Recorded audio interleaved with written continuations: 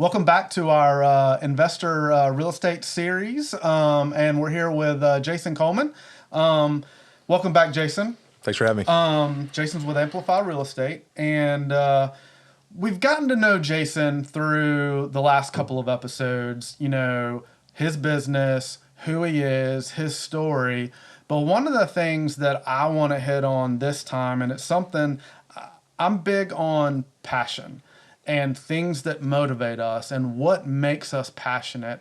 And hearing your story around what drives you in this, I really wanted to hit on that. So Jason, take us to do a quick introduction of yourself again, and then tell us about this passion of financial literacy that you have. Absolutely, yeah. My name is Jason Coleman. I'm an investor agent out of the Triad in North Carolina.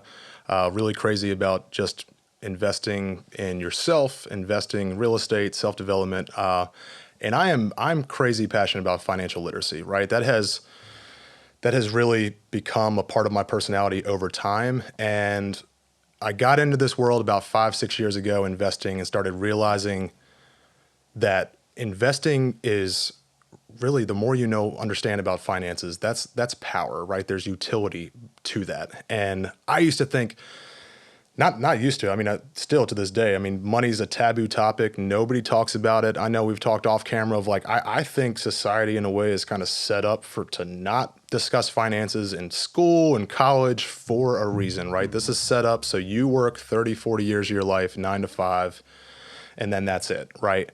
And you think like, oh, your golden years, you're going to have enough to make it. No, how many people get to that point and they realize they have wasted that time, effort, and they thought that the rule of thumb of saving 3% of your income is going to get you to, financial independence or retirement.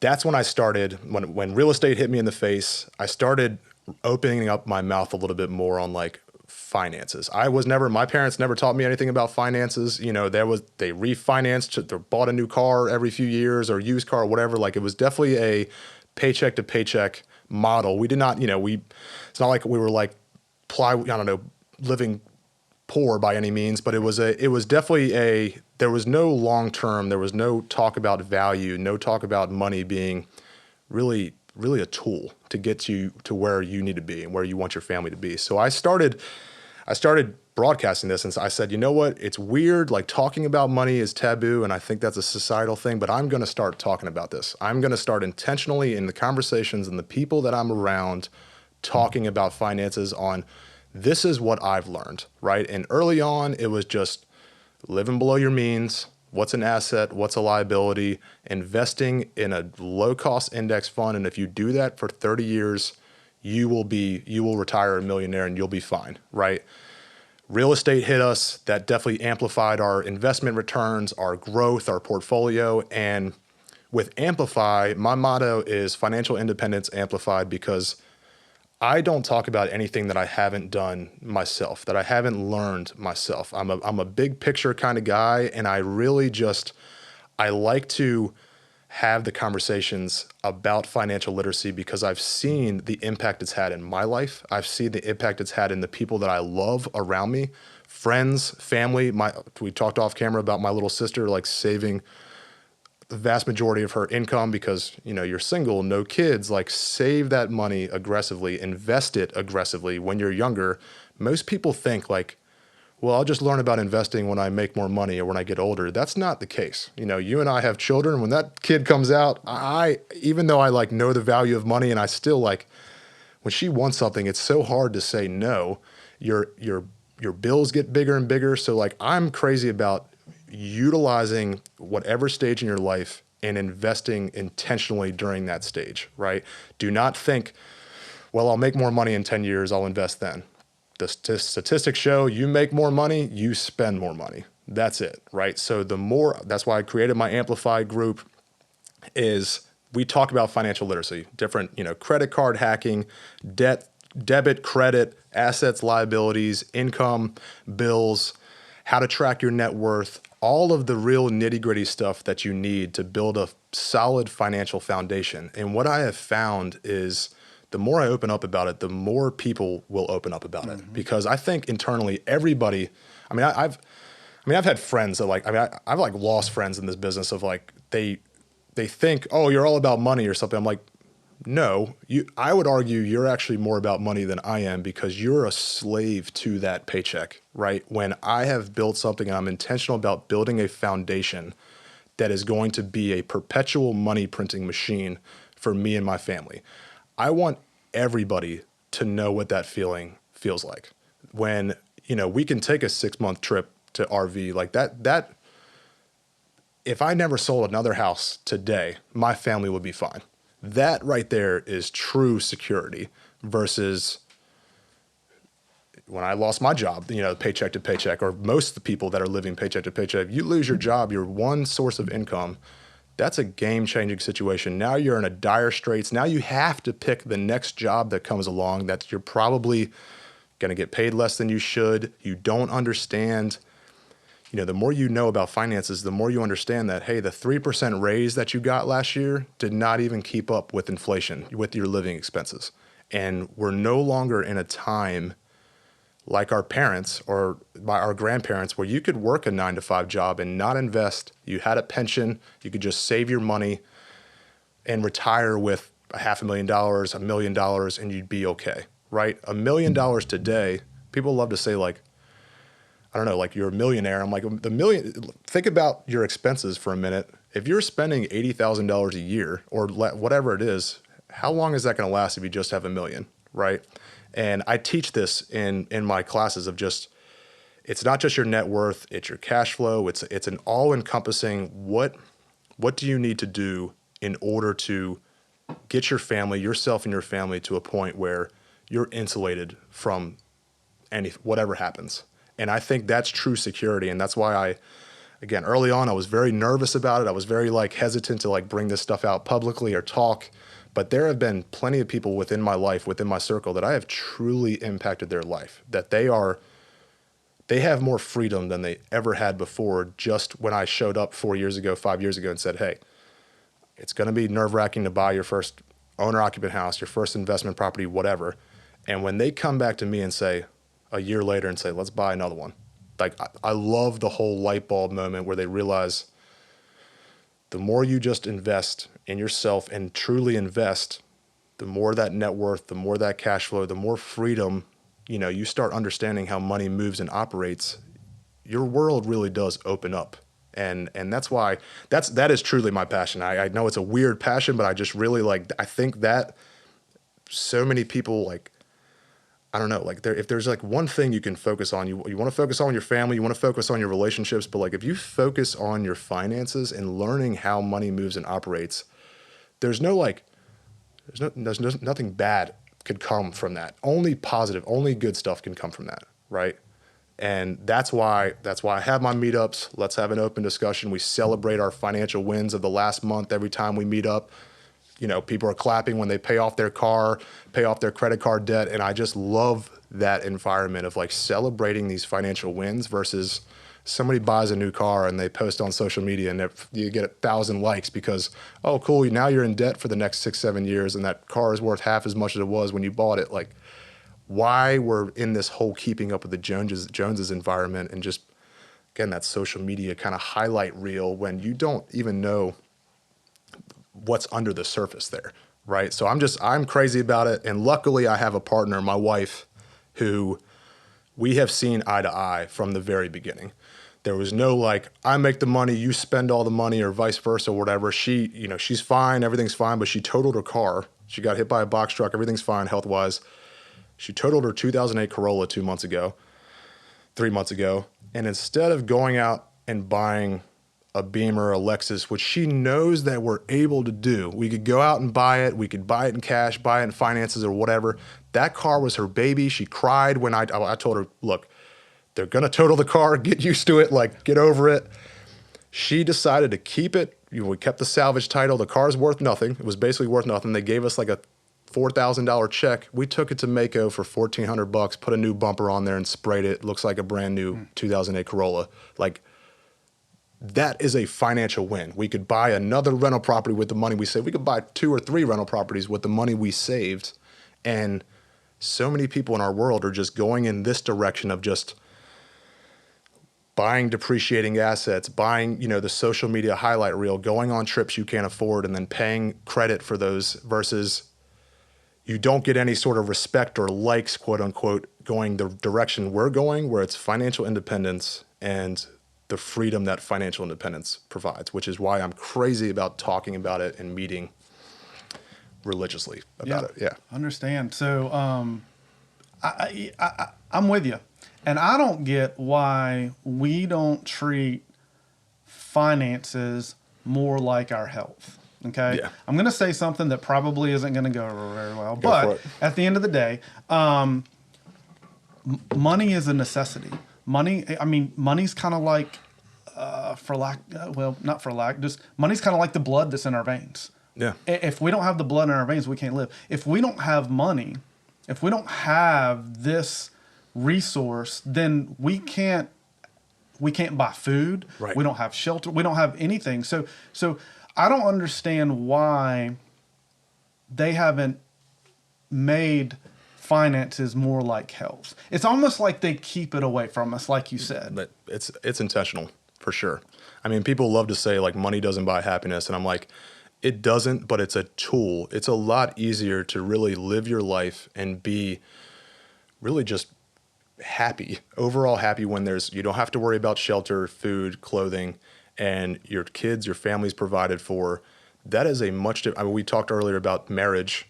Most marriages end because of financial problems, because of money problems, because they either don't see eye to eye or they're both just hemorrhaging the money that they make.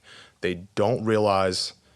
And again, it took something for me. Like I grew up in an environment where it was more of a paycheck to paycheck. We didn't know about finances. So when I started going to school, then working full time, living on a college, back when I was paying $450 a month in rent, and living off of pizza and beer, and then I had a full time income, working third shift while going to school. I started realizing what do I do with this extra $100? What do I do with this extra $200? And it starts. You find this a lot when people start becoming more money conscious. You realize it's almost like a game. Like to me, it started with, I remember investing $20 a month and that being like scraping what I had, putting it in Share Builder, I think at the time, which then became Capital One, then E-Trade or whatever. Right. And I was like, when that $20 went down to like $15, I was like losing sleep. I was like, oh my God, I'm gonna lose all my money, right? And then it starts becoming a game where, all right, well, can I invest $50 a month? Okay, well, can I invest $100 a month? Instead of buying those shoes, instead of buying the car, the clothes, the going out all the time, takeout, beer, whatever, it starts becoming this game of like, how much can I invest per month? And I look at the long-term game. I think so much of our society is built off of instant gratification, right? It's like now, post it, blah, blah, blah. Even though we know that hedonic treadmill, you buy the new car, that whole shiny car feeling is going to go away in about a month. We know that, right? Psychologically, we know that. And then the problem is you're then latched on to that next hit of dopamine, that instant gratification. When I look at it a lot different, I think, and again, luckily I have a partner that sees eye to eye there, where I started looking at the charts like compound interest and started looking at, well, what's $200 a month, 10 years ago, 15 years. I mean, I'm 36 years old now. And I remember, okay, I think I could do 300 a month. All right, I think I could do 400. Mind you, you start figuring out, how do I get better at my job to get paid more? How do I spend less money? You start balancing out the scales of like income and spending, start tracking your net worth. And then it became a game. And most people that are successful or money conscious start realizing it is a game. You start and some people are going to get mad for saying that, like money's a game or whatever. Like some people are living paycheck to paycheck. I'm like, the choices that you're making in your life, you don't realize you're either paying for them now or you're paying for them 10 years in the future. When you're putting stuff on credit or you're financing stuff that does not appreciate, real estate's different. We have tons of real estate debt that appreciates over time. It's a different kind of debt. But when you're putting your money into those shoes, the cars, the clothes, and you're then paying for that over time, you don't realize how much in interest you're paying, and you're actually stealing from your future self. I look at the numbers and think, man, what's $500 a month? Can I invest $1,000 a month? Can I invest $2,000 a month? And I would have never gotten there if I didn't start with the $20 a month consistently. Every 2 weeks, take $10 out of your paycheck. You won't even remember it's there. You won't even realize it. You'll just start, okay, well, now the checking account only has, I got paid, and now it only has this amount, and this other amount is into a fund that I can't touch for the next few years, or 30 years or whatever. So you start like really rationing. I get to a point where I'm like, you should invest until it hurts. Like you should really, especially when we've definitely opened the purse strings a little bit. I shouldn't say like living our lives more. We're just like, we're more we can do what we want to do for the most part now. We're willing to like, we have choices. Yeah. Exactly. But early on it was, how much can I invest? I invest until it hurts, until I'm like, oh God, I've only got $50 left in that checking account before that next paycheck. Maybe not invest $200 a month. Let's drop down to like $175 or whatever. And you start getting better at your job. You start realizing what those money, like you don't buy the chips and the drink at the takeout. You don't buy the, stuff that you don't need. And, you start shopping for insurance. You start just realizing how much this is going to be over time. And it really became this game. And luckily when real estate hit us in the face, we had already had a nest egg that we were intentional about, and we had more choices to say, hey, we can tap into this for our down payment. We could tap into this. And, I get life is hard, man. Everybody has their own struggles. I could go on and on about events that have happened in my life, and we've talked about this before, that I could have gone into a hole, right? And I could have blamed everybody else but myself, and I could have, like, financial problems, like health problems. There's so many things that happen in my life that I could be just like a lot of other people that just kind of get stuck on that, and they blame that circumstance, and they just kind of carry that circumstance for the next 30 years of their life. When you start taking finances seriously, you start realizing these little choices add up, and your choices down the road, 5, 10, especially 30 years down the road, you're changing your family tree. Like, you don't even realize it at the time, but you have to be, if you don't come from money, a wealthy family has to come from you, right? And you have to teach your children. You have to like get on board fully and commit. And another mantra I use all the time is, you're the average of the 5 people you hang around with the most, right? You will never break out of that cycle of spending all your money paycheck to paycheck if you don't get around other people that understand how money moves and operates, and how to benefit from investing your time and money.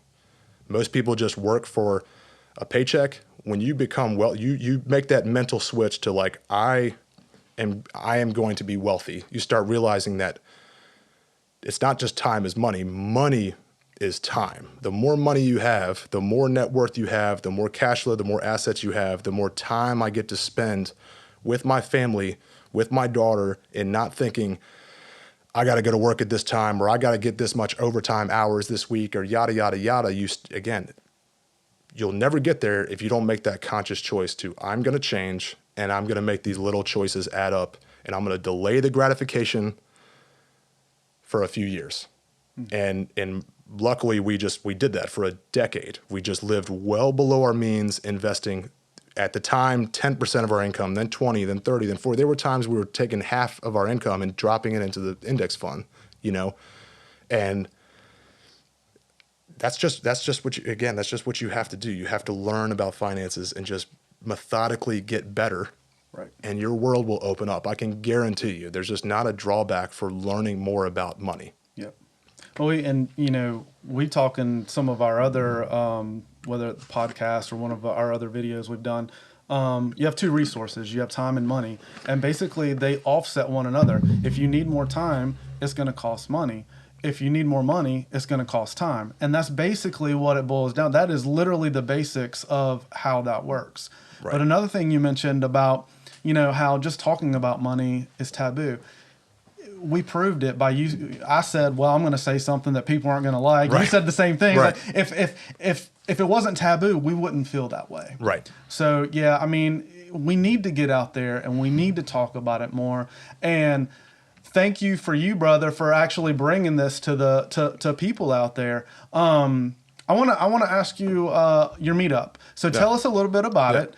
Maybe we can get some people to come down there, but tell us a little bit about it. Where y'all meet and what time? So I have my Amplify meetup, which is financial literacy based. That is the first Tuesday of every month from 6:30 to 8 p.m. We meet at College Hill Collective. It's actually a CrossFit gym. We rent out the top floor, and it's really just a nice circle. Just I make it a conversational. Sometimes I have presentations where we're talking about a specific topic, but most of the time my goal is to have a conversational group that everyone there feels comfortable talking about what's going on in your financial world and how do we all cheer each other on and say, I've been there. And I don't know how many times it's been like, somebody thinks they're going through something and then you have somebody else that's like, man, I've been there. And there's just this relief, like this group relief of like, man, I'm talking.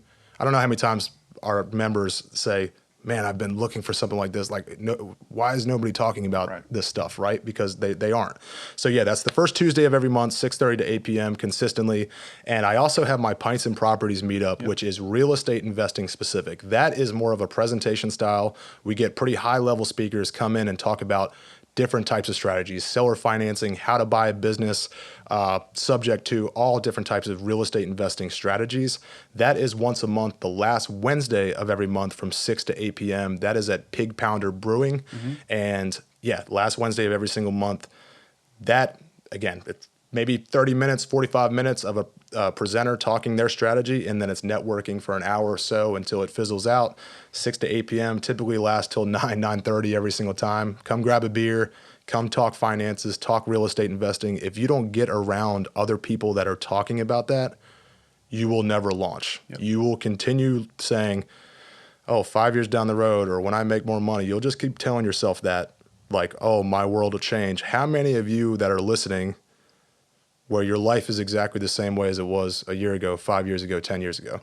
You're going to keep saying that. Much like people say, man, I wish I bought real estate 10 years ago. I'm like, you're going to be saying the exact same thing 10 years from now. I can guarantee it, right? So get around other people that are making it normal, and then it's that much easier to just choose wealth, choose freedom for your family and yourself. Get around other people that are already making that choice. Yeah. Bless you, brother, for preaching the word. I mean, that's good stuff. Look forward to having you on again, having you on the podcast. We're going to bring you on. You're a wealth of knowledge, great nuggets in there. And thank you again for all this, Jason. Yeah, man. Thanks, Brian, for having me. This has been great. Yeah.